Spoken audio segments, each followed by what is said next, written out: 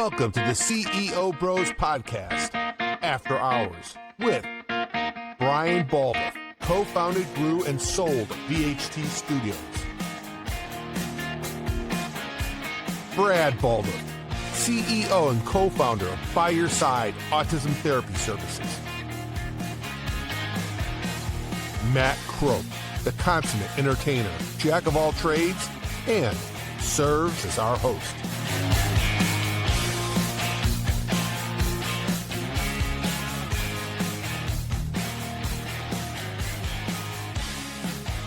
And we were at Caesar's Palace, and then there's all that stuff around the fountain. But you know Vegas. Yeah, I know Vegas. This is my favorite city. When you were in Vegas, I was in this Vegas. month. No, I actually For work as well. I take you go there for work, conventions. Oh, spent a ton of time there. And actually, one of my bigger presentations, I did a lot of public speaking back in the day at industry and events and stuff like that. I'll come back to how this happened, but I woke up in the morning, like I was the keynote speak at 8:30 right after breakfast, like 1,000 people, maybe 1,500 people. I'm exhausted. I wake up, go into the bathroom, look in the mirror, and I've got a temporary tattoo of a lightning bolt on my forehead. Shazam! And I'm like, and I'm cutting it close. Like I gotta just go. I gotta get dressed and head down there. It was kind of like Hangover, where you're thinking about, like, It pretty much was. How Like, did I get this how the hell medical did bracelet this on my happen? arm? Well, this was back in the heyday of .coms, and people were spending a gazillion dollars. And I had gone to a party the night before, and I went late. I got there. And it was like, the same people. It's typically the a lot same of the, people. well, yeah, I don't know if the people at the party actually were going to show up for my keynote, but because I got there like 2:00 and it was rocking, and you come in and people are like, "Oh, Brian," somebody slapped something on my forehead. I thought they were just saying hello or whatever. Yeah. It was a temporary tattoo. So Of a lightning bolt. Of a lightning yes. bolt, yeah. So I'm thinking, You must have been the talk of the party that night, and you didn't even know it. Like, you see that? Yeah, I don't know. You see that guy walking around? Why do they keep calling me Shazam? Oh, a lot of this is making sense. yeah. Hey, do you strike twice? Like he's probably putting it all together. You like the LA Chargers this weekend, +7? So I remember thinking in my head, like, well, maybe nobody will notice. I'm like, oh no, they've got those big ass billboard, video screens on this Hold side. on. I'm sorry. There's some little level of denial when you've got a lightning bolt on your head, and you go, maybe nobody will notice. Yeah. Maybe. I think you're gonna, but I'll be on the right-hand side of the stage. No, actually, they'll see it if you're in the center, literally right at a or moment left. where you're looking in a mirror and go, maybe they won't notice. It doesn't matter where you're standing gotta on the think through stage, all your right? options, They're gonna yeah. see the lightning bolt on your head. So I did. I mean, the wind up of the story. And was, when part of the story you're gonna say that you put the tattoo on your head? you say somebody else. When did did we it. get to that? No, It I wasn't- know someone else. Did it. I all right. wouldn't have All done right, that. fair enough. I got it. So. Well, I mean, the end was it really wasn't the end. I had to get it off, so I take a washcloth, get scalding hot water, and I'm just rubbing, and I'm like, oh, it looks like it came off. Then I had a scar on my forehead, like an abrasion. I'm like, the lightning bolt probably would have been better. Yeah, it's either a red mark on your head from Right. rubbing it, or a lightning bolt. So in this episode, we are going to talk about public speaking. So that's a great story. So I want to follow up quickly. One of the things about public speaking is being authentic. Did you make any mention to it during your speech about what your head looked like?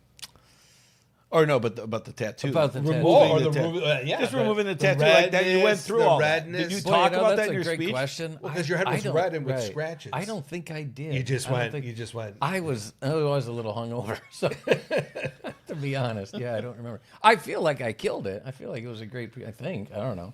Well, this is going to be a great topic because CEOs definitely have to learn how to present. So let's have a discussion. First of all, cheers. Cheers, welcome, cheers. Happy Friday. I'm going to go with wine. Let's present our. How about you this? just A switched glass Wow. Every episode, Brad's drinking something different. Chardonnay. So I think it's important because Public speaking, people talk presenting. about, I don't know where it ranks in the top 10, but I know it's up there. It's in the top 5 or 10 for biggest fears people have is public speaking. And, Well, if you're going to lead anything, it's Well, yeah, a well, I'm company, saying- you're going to have to speak. well, right, but I'm just saying it's a fear that people, it's tough for them to overcome, and yet it's something that as you climb up the ladder or you're running a company or you have to speak to a lot of employees or a lot of customers, whatever it is, you may have to do public speaking. You got to get comfortable with it. So it's worth just talking about it. I think that's a funny story, Brian, that you went through that, because that would have been a good like icebreaker. You're like, I don't know, you guys are probably wondering why I have this lightning bolt on my head, but and then just not answer. My eyes are here, not here. My eyes are here. Not let here, me tell you, not here. My forehead. Here. yeah. Oh, No, but it for me personally, I'm glad that the company that I worked for prior to starting my businesses put us through some pretty intensive training around public speaking, because you got to get comfortable with it. Whether, look, I mean, presentations for public presentations, speaking, or both, public speaking, yeah. speaking in front of large groups, and whether you speak in front of 10 employees or 100 employees or 100 customers or 200, I mean, you got to get comfortable with yourself, that you're and confident with yourself, that when you get up and speak, the way you convey yourself is very important, because if you don't polish it, you don't work on it, I mean, you could come across as someone that's like, do I really want to listen to what he has to say? And, he doesn't sound convincing, doesn't sound confident, not even making eye contact with me. Is this somebody that I want to follow? And I think that's important in today's age. Well, and the number one, I mean, the top, the one is how many people, close themselves off. They do this or they do that, or it's called the fig leaf, or they stand there. Where your hands are also very important, right? Mm-hmm. Studies show that hands out is more effective than hands back or hands to you. So even learning little strategies like that can really help in public speaking. I think there's a lot to it. Number one to me is know your audience. Kind of like we talked about with Matt Tompkins' two brothers, know your customer. When you're speaking, you've got to know your audience. Why are they there? What are they interested in? And, number two, you have to do your work ahead of time. Like, you have to structure this thing so that, you hit on the top 3 points or whatever. Because I've seen a lot of presentations just wander all over the place, and maybe there's a nugget here or there, but at the end, you're like, I don't know. I mean, I don't know about your training, but our thing always was, if somebody in your audience, whether it's just a boardroom of 4 people or it's a conference room of 1,000, gets in the elevator and somebody says, oh, did you hear Brian speak? What did he have to say? They should be able to say, one thing or 1, 2, 3. Yeah. I'm sorry.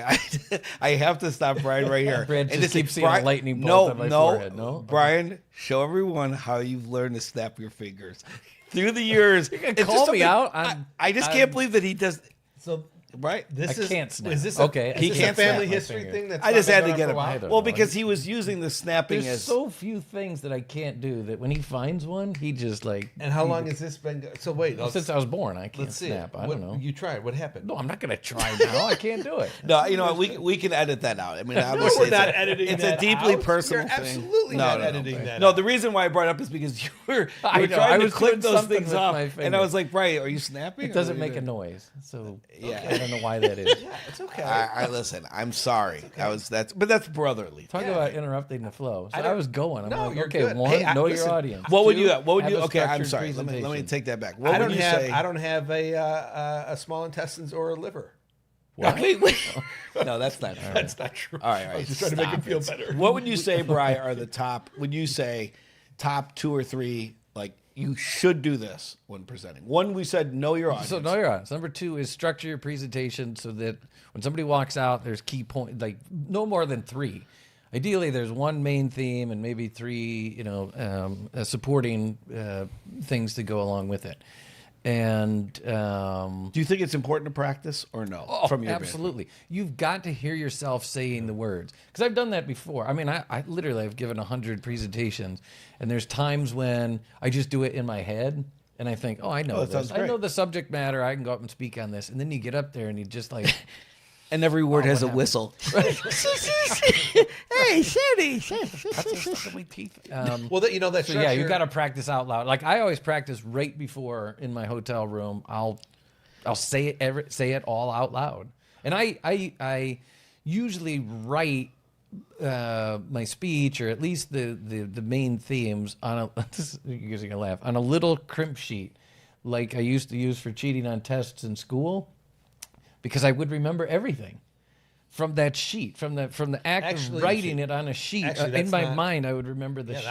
I'm not going to laugh at that because Okay, that's because you guys all cheated that yeah, way?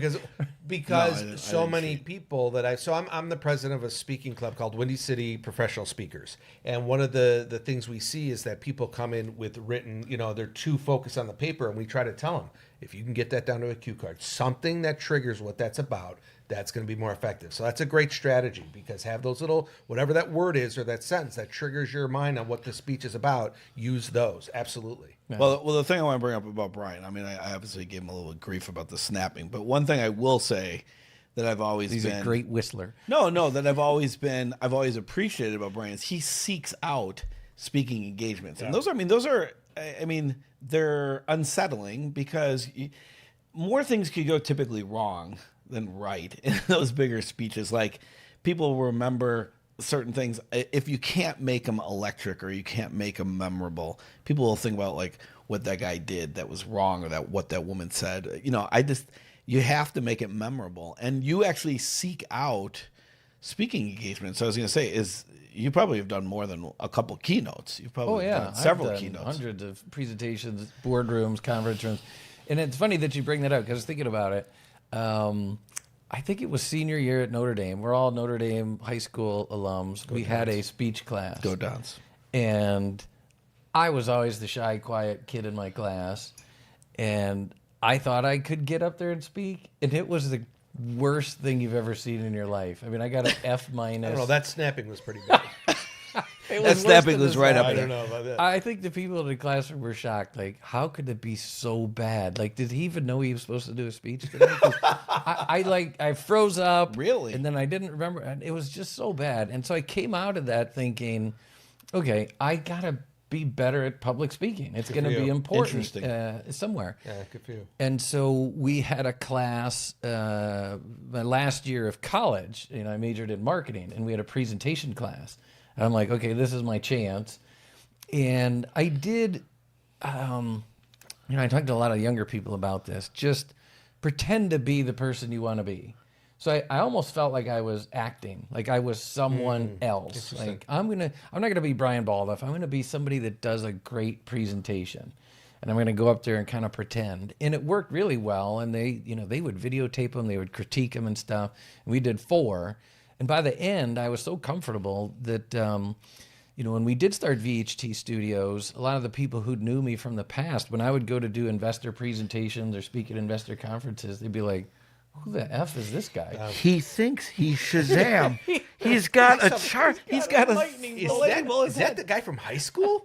Is that the guy? No, but from Brian, Mississippi? kudos to you because typically, think about your kind of the origins of this. So you're giving speeches and you're like, I was terrible in high school. Typically that traumatizes somebody. Like You go the other way, right. I You never never want wanna- to give a speech again. And you like sought it out, did it. And again, we were talking about it's like one of people's biggest fears. And it's absolutely a skill you can master. That's why I was always curious about Matt's group, and I want to participate at some point. I'm not. I've seen a lot of people that are a better speaker than I am, and I want to continue to get better. I think incorporating stories. You had asked about what's important.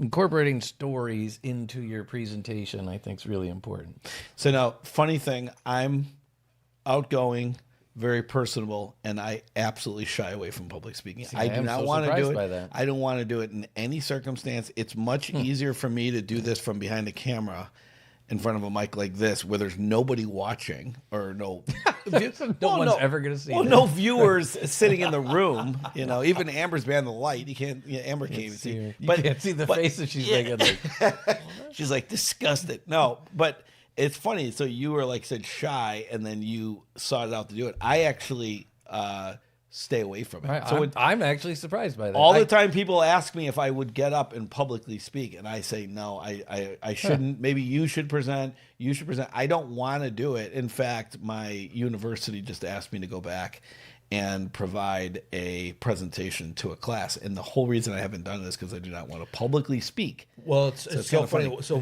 what works in both of your advantage is that, and something that's helped me is that when you get up and speak, remember, make it less about you. You have something to tell. You're passing that on. That's the job. You're passing it on. How you look, how you do that. did you get that point across? You did your job. And that doesn't surprise me because I know I don't know if I can do it, but both of you are passionate. Both of you have knowledge. And as people, like, we want to hear from you. And you're like, oh, me? But it's you have that passion. Don't underestimate your knowledge to get up and say, I have something to say. You're more than halfway there. Well, I think part of it was that's how this came about. I think this is how the podcast came about for me, was that I have info to share. Correct. I have content to share, and I think that I have so much info to share from my history and Brian's history and experiences that I want to share with people, but I don't want to do it in the aspect that you guys are comfortable with doing it. I want to do it in You do company meetings, and you have 500-600 employees, Yeah. right? I mean, you've got to speak, and I have to them. lead that and guide those people on how they should be presenting. I actually know how to do it. I just don't want to do it. I don't have any strong desire to do it. I don't have any strong desire to become much better at it. And it's kind of unusual because my personality is more outgoing and more comfortable around people and speaking to a group of in a room, speaking to people. But I don't desire to speak to a large group of people. But I would say when I have to do it, and it's something that's a requirement or a necessity for me, the biggest thing is you've got to be extremely confident. You got to know, you know the material. Yeah. And people want to hear that you believe in it, you're confident in it, you're excited about it.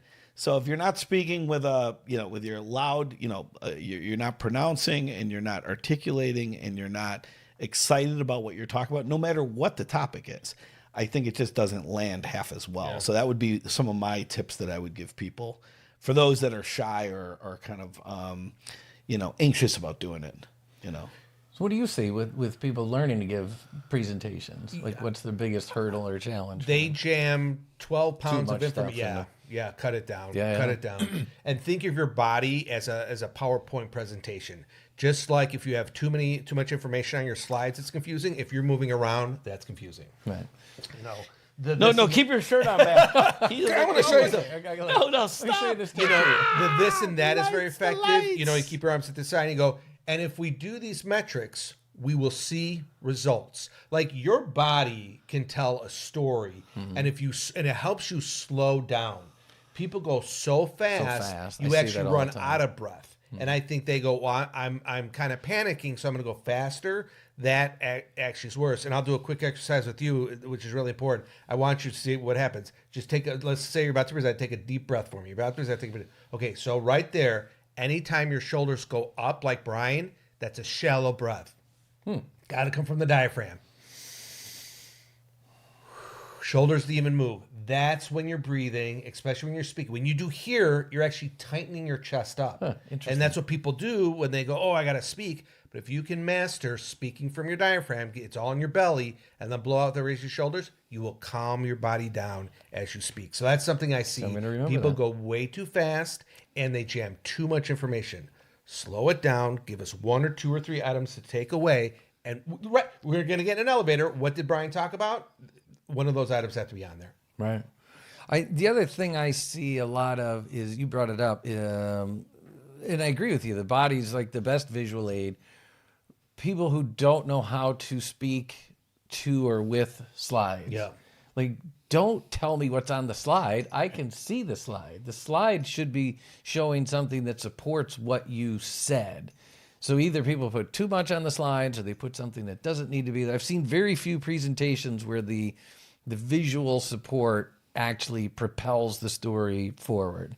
To me, that's a great speaker. Yeah. When their visuals move the story along, not, I'm reading the bullet points, or they're reading the bullet points to me, or they're like, oh, look, it's, number 3 on this slide. Be like, Yeah, it's funny when our team is putting together slideshows, and I'm always like, guys, if you got to reduce your font to that size, then we've got too much. And it's multi-line. This is bullet. There should be just a few words to get your thoughts going about what are we talking about.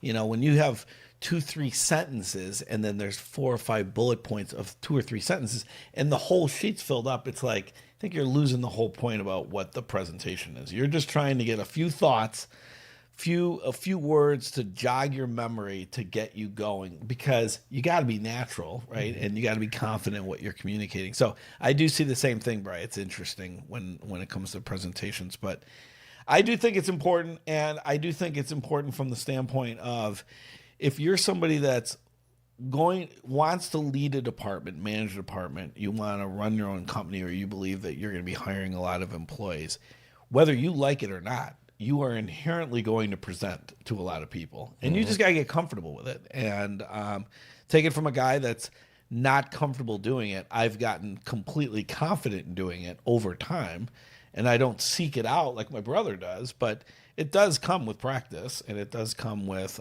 doing it. So don't run from it, because the point is, if you're going to be in that type of a job or that type of a leadership role, it's inherently going to come with that, and so you just have to learn how to do it.